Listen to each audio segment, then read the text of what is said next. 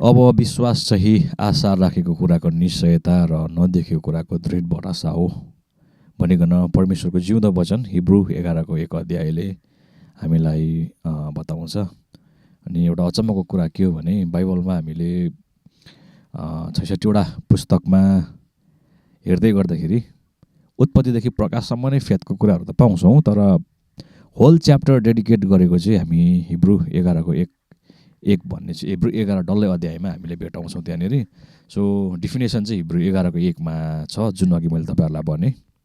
अनि हिब्रू 11 अध्याय डल्लै हेर्दै गर्दाखेरि चाहिँ हामी के भेटाउँछौँ भन्दाखेरि वाट इज फेथ भन्ने कुरा होइन, अनि फेथ किन भन्ने कुरा, अनि फेथले के गर्यो भन्ने कुराहरू हामी त्यहाँनिर प्रशस्त मात्रामा भेटाउँछौँ। सो अघि नै मैले फेथको बिब्लिकल डिफिनेसन दिइसकेँ, फेरि पनि आई वान्ट टु रिपिट। विश्वास चाहिँ आशा राखेको कुराको निश्चयता भनिकन भन्छ। अनि त्यो भन्नुभन्दा अगाडि एउटा सानो शब्द छ, अनि अङ्ग्रेजीमा नाउ, नेपालीमा अब विश्वास चाहिँ भनिकन भनेको छ। अनि विश्वास चाहिँ अब भनेको चाहिँ अहिले नै हो। अनि विश्वास चाहिँ भोलि, अनि विश्वास चाहिँ पर्सि, विश्वास चाहिँ 1 महिना भन्ने कुरा हुँदैन। विश्वास चाहिँ अब अहिले, अनि विश्वासले काम चाहिँ अहिलेदेखि नै गर्न थाल्छ। अनि धेरैचोटि फेथलाई हामीले नबुझेको कारणले गर्दाखेरि चाहिँ हामी खोइ त देखिएको छैन भन्ने कुराहरू गरिराखेको हुन्छौँ, तर बाइबलले स्पष्टसँग हामीलाई बताएको छ विश्वास चाहिँ देखिने कुरा होइन, विश्वास चाहिँ नदेखिने कुरा हो।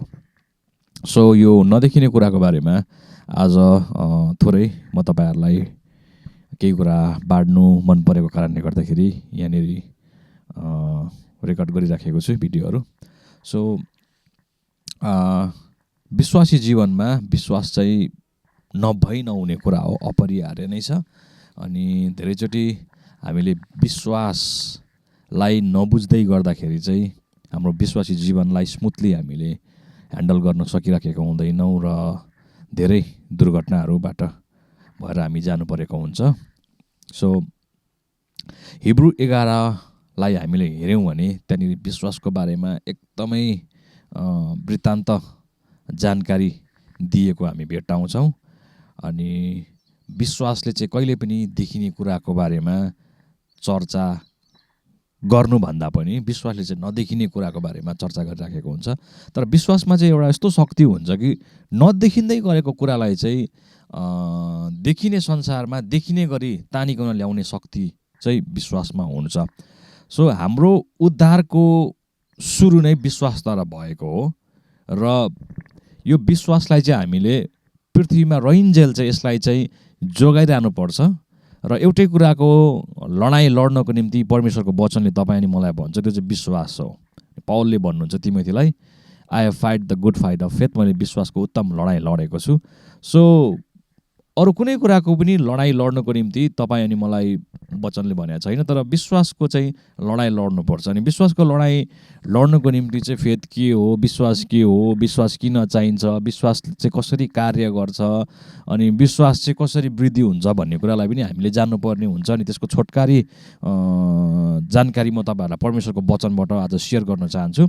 सो विश्वास के हो भनिकन मैले तपाईँलाई भनिसकेँ नि। हिब्रू 11को 6मा हेऱ्यो भने चाहिँ विश्वास किन चाहिँ हामीलाई चाहिन्छ भन्ने कुरा लेखिएको छ। त्यहाँदेखि बिना विश्वास चाहिँ परमेश्वरलाई प्रसन्न पार्न, उहाँलाई खुसी पार्नु चाहिँ असम्भव छ, इम्पोसिबल छ भन्ने कुरा परमेश्वरको वचनले गर्छ। सो अनि हामीले बाइबलमा हेऱ्यौँ भने अर्को ठाउँ के लेखेको छ भने तपाईँको आनन्द चाहिँ मेरो बल हो भनिकन भनेको छ। अनि उहाँलाई आनन्दित तुल्याउने कुरा चाहिँ विश्वास नै हो।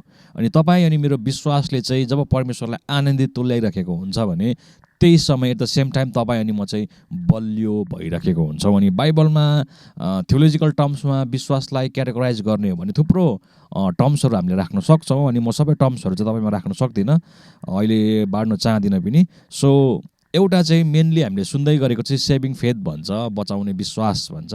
अनि हामीले परमेश्वरलाई कसरी विश्वास गरिराखेका छौँ त?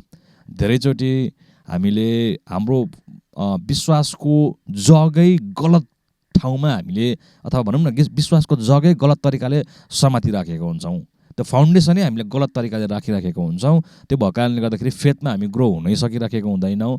अनि भने जस्तो विश्वासको लडाइँ हामीले लड्न सक्दैनौँ। धेरैचोटि हामीले यसुलाई पकड्दै गरेको चाहिँ, यसुलाई ग्रहण गर्दै गरेको चाहिँ निको हुन्छ कि, फलिफाप हुन्छ कि होइन, सबै कुरा मिली पो हाल्छ कि, सबै थुप्रो कुराहरू बिग्रेको थियो त्यो उहाँले मिलाइदिन्छ, परिवार बिरामी थियो निको पारिदिन्छ, नराम्रो थिए राम्रो बनाइदिन्छ भन्ने हिसाबले चाहिँ हामीले यसोलाई विश्वास गरिराखेको हुन्छौँ। अनि वास्तवमा त्यो चाहिँ फेथको फाउन्डेसन भन्दा पनि बाई प्रोडक्ट अफ फेथ भन्न रुचाउँछु। त्यसलाई चाहिँ हामीले जग बनाउनु हुँदैन। त्यसलाई हामीले जग बनायौँ भने चाहिँ हाम्रो विश्वास चाहिँ डगमगाउँछ। बाइबलमा 2 किसिमको जगको बारेमा बताएको छ, तपाईँहरूलाई थाहै छ होला। एउटा चाहिँ चट्टानमाथि बसालिएको जग अनि एउटा चाहिँ बलुवामाथि बसालिएको जग। अनि अहिले मैले भन्दै गरेको कुराहरूको आधारमा चाहिँ हामीले यसुलाई पकडेको छौँ, उहाँलाई विश्वास गरेको छौँ भने चाहिँ त्यो चाहिँ गलत जग हो, बल्लमा बसालिएको जग जस्तै हुन जान्छ। अनि त्यो चाहिँ आँधी हुरी आउँदाखेरि चाहिँ ढलेर जान्छ। र थुप्रो हामीले यस्तो घटनाहरू मण्डलीमा, हाम्रो समाजमा हामीले देख्दै आएका कुराहरू हुन्। अनि यो चाहिँ किन हुन आयो भन्दै गर्दाखेरि चाहिँ यसको पछाडि हेऱ्यो भने चाहिँ गलत ठाउँमा चाहिँ हामीले विश्वासको जग राख्यौँ। अनि सेभिङ फेथ चाहिँ के हो, बचाउने विश्वास चाहिँ के हो भन्दाखेरि चाहिँ हामीले यसुलाई चाहिँ उद्धार कर्ता अनि मुक्तिदाता, मेरो पापबाट मलाई बचाउनु हुने, मलाई उद्धार गर्नु हुने अनि अनन्तताको त्यो नरकको दण्डबाट बचाउनु हुने भन्ने कुरालाई विश्वास गऱ्यौँ। र विश्वासको जग चाहिँ यो धरातलमा हामीले बसायौँ भने चाहिँ पक्का पनि हामीले सही ठाउँमा जग हाल्दै गरेका हुन्छौँ। तर थुप्रोचोटि हामीले नबुझ्दै गर्दाखेरि चाहिँ जग गलत ठाउँमा लाग्छ अनि गलत ठाउँमा जग भएको कारणले गर्दाखेरि चाहिँ हाम्रो विश्वास ढलमलाउँछ। अनि मैले सेभिङ फेथको बारेमा तपाईँहरूलाई अलिकति उदाहरणसहित बताएको छु। सो यदि हामीले पनि हाम्रो विश्वास चाहिँ गलत ठाउँमा राख्दैछौँ भने उहाँले मलाई निको पार्छ, त्यसै कारणले गर्दा मैले विश्वास गरेँ। उहाँले मलाई ज्ञान अनि बुद्धि दिन्छ, धन सम्पत्ति दिन्छ, सबै कुरा मिलाइदिन्छ अनि विश्वास गरेँ भनेर हामीले यसुलाई विश्वास गर्दैछौँ भने चाहिँ त्यो गलत जग हो। यसुलाई विश्वास गर्नु चाहिँ तपाईँ अनि मेरो पापबाट उहाँले तपाईँ अनि मलाई उद्धार गर्नुहुन्छ, त्यो चाहिँ हाम्रो बेस हो, त्यो चाहिँ हाम्रो फाउन्डेसन जग हो। त्यसै चाहिँ हामी सेभिङ फेथ भन्छौँ, बचाउने विश्वास। जब हामी विश्वास चाहिँ यसरी राख्छौँ, यो ठाउँमा राख्छौँ भने तपाईँ अनि म बचाइन्छौँ र पछि गएर हाम्रो विश्वास चाहिँ स्मुथली बढ्दै पनि जान्छ। अनि बाइबलमा हेऱ्यौँ भने चाहिँ याकुबको किताबमा हेऱ्यौँ भने त्यहाँनिर लगभग 2-3 प्रकारको विश्वासको बारेमा बताएको छ। एउटा चाहिँ मरेको विश्वास, त्यो चाहिँ काम बिनाको होइन। अर्को चाहिँ लिभिङ फेथ, कामसँगको विश्वास। हामी विश्वास गर्छौँ भने त्यो विश्वासले हामीलाई काम गर्न लगाउँछ, द्याट इज लिभिङ फेथ। तर हामी विश्वास गर्छौँ तर काम चाहिँ गर्दैनौँ भने चाहिँ त्यो चाहिँ मरेको हुन्छ भनिकन याकुबले पनि आफ्नो पत्रमा लेख्नु भएको छ। त्यतातिर म बेसी चर्चा गर्नु चाहदिनँ। तर आज म विशेष गरी के कुरा चर्चा गर्न चाहन्छु भन्दाखेरि चाहिँ विश्वास के हो, विश्वास किन गर्नुपर्छ, विश्वास कसरी वृद्धि हुन्छ र विश्वासले कसरी कार्य गर्छ, यो 3-4वटा बुदा म तपाईँहरूको माझमा बाँड्न चाहन्छु। अनि म विश्वास गर्छु यसले निश्चय पनि तपाईँहरूलाई आशिषित बनाउने छ भनिकन। विश्वासको छोटो परिभाषा हिब्रू 11को 1 अध्यायमा हामी भेटाउँछौँ, त्यो अघि मैले तपाईँहरूलाई बताइसकेँ। अनि विश्वास किन गर्नुपर्छ भन्दाखेरि हिब्रू 11को 6मा हामी स्पष्टसँगले देख्न सक्छौँ, बिना विश्वास हामी परमेश्वरलाई रिझाउन, खुसी पार्न सक्दैनौँ। अनि अर्को एकदमै महत्त्वपूर्ण कुरा चाहिँ अब विश्वास बिना परमेश्वरलाई खुसी पार्न सकिँदैन। तर विश्वास चाहिँ कहाँबाट आउँछ त? त्यो कुरा जब हामी थाहा पाउँछौँ तब हामी विश्वासलाई चाहिँ समाउन थाल्छौँ, विश्वास हाम्रो जीवनमा वृद्धि हुन थाल्छ। अनि रोमी 10 अध्यायको 16-17तिर हामी हेऱ्यौँ भने म पढिकन तपाईँहरूलाई सुनाउँछु है त। जे सुनिएको छ त्यसैबाट विश्वास आउँछ र जे सुनिन्छ त्यो ख्रिस्टको प्रचारबाट आउँछ। रोमी 10:17। विश्वास चाहिँ कहाँबाट आउँछ भन्दा सुनाइबाट आउँछ भनेको छ। अनि सुनाइ चाहिँ परमेश्वरको वचनबाट आउँछ भनिकन भनेको छ है। रोमी 10:17 चाहिँ के भन्छ, faith comes by hearing and hearing from the word of God भनेको छ। भन्नुको मतलब चाहिँ विश्वास चाहिँ हामी सुनाइ, हाम्रो कान हामी सुन्छौँ, सुनाइबाट चाहिँ विश्वास आउँछ। अनि त्यो विश्वास चाहिँ कुन सुनाइ, कस्तो खालको सुनाइ भन्दाखेरि चाहिँ परमेश्वरको वचनको सुनाइ। So we have to listen the word of God. हामीले परमेश्वरको वचनलाई सुन्नै पर्छ यदि हामी हाम्रो जीवनमा चाहिँ विश्वासलाई ल्याउन चाहन्छौँ भने। यदि हामी परमेश्वरको वचनलाई सुन्दैनौँ भने विश्वासको मात्र चाहिँ हाम्रो जीवनमा घट्दै घट्दै जान्छ। तर more we listen to the word of God, जति हामी परमेश्वरको वचनलाई सुन्दै सुन्दै जान्छौँ त्यति नै तपाईँ अनि मेरो विश्वास चाहिँ बढ्दै जान्छ। थुप्रोचोटि हामी वचन सुन्नुको साटो शङ्कालाई, डरलाई अनि असफलताहरूलाई सुनेको कारणले गर्दाखेरि विश्वास चाहिँ हाम्रो जीवनमा मर्दै गइरहेको हुन्छ। सो यदि तपाईँको जीवनमा विश्वास वृद्धि भएको देख्न चाहनुहुन्छ भने तपाईँले वचन पढ्नै पर्छ र तपाईँले वचन सुन्नै पर्छ।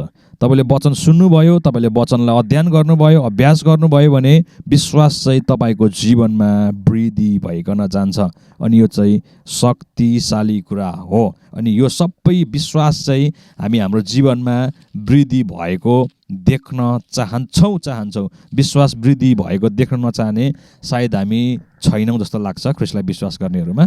अनि विश्वासले चाहिँ अब वृद्धि भयो है, विश्वास बढिकन गयो। अब विश्वास बढ्दै गइसकेपछि परमेश्वर हाम्रो जीवनबाट प्रसन्न हुनुहुन्छ, किनकि विश्वासले चाहिँ तपाईँ अनि मलाई चुप लागेर बस्नु लगाउँदैन, विश्वासले चाहिँ कार्य गर्न लगाउँछ। विश्वासले चाहिँ तपाईँ अनि मलाई परमेश्वरको वचनमा जे लेखिएको छ त्यो गर्नको निम्ति सामर्थ्य प्रदान गर्छ।